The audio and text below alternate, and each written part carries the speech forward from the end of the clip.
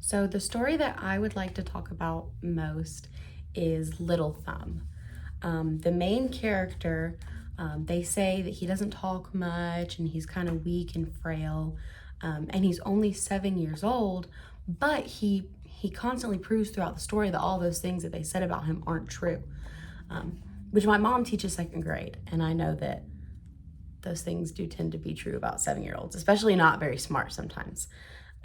But it was nice to see how Little Thumb was so intelligent and good at problem solving, especially.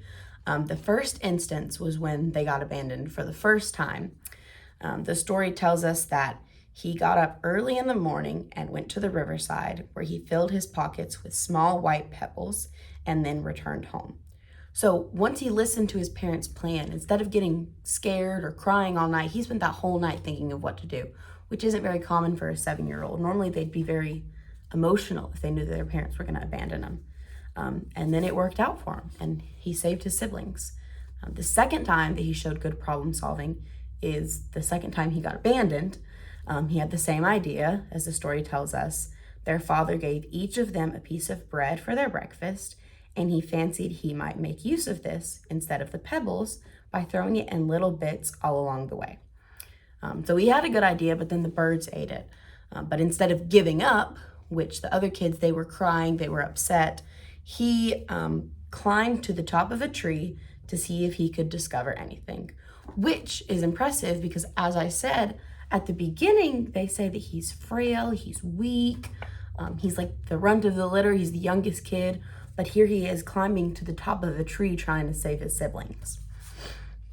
And then the third time that he shows good problem solving and being smart and just kind of ahead of the curve is when they're being threatened by to be eaten by an ogre. The story tells us Little Thumb, who had observed that the ogre's daughters had crowns of gold upon their heads and was afraid lest the ogre should change his mind about not killing them, got up about midnight and, taking his brother's cap and his own, went very softly and put them on the heads of the 7 little ogresses, after having taken off their crowns of gold, which he put on his own head and his brother's, that the ogre might take them for his daughters and his daughters for the boys whom he wanted to kill. So that was another instance where he was just super, super smart, and didn't really get too nervous or scared, even though he was faced with something that was very imminent and very life-threatening. So the story just really stood out to me because of how smart he was, and the fact that I am not necessarily around 7-year-olds a lot, but I hear a lot about him from my mom. And hearing this character, even though it's a fictional one, it makes you think that there probably are some 7-year-olds who are really that smart. And I really liked reading the story.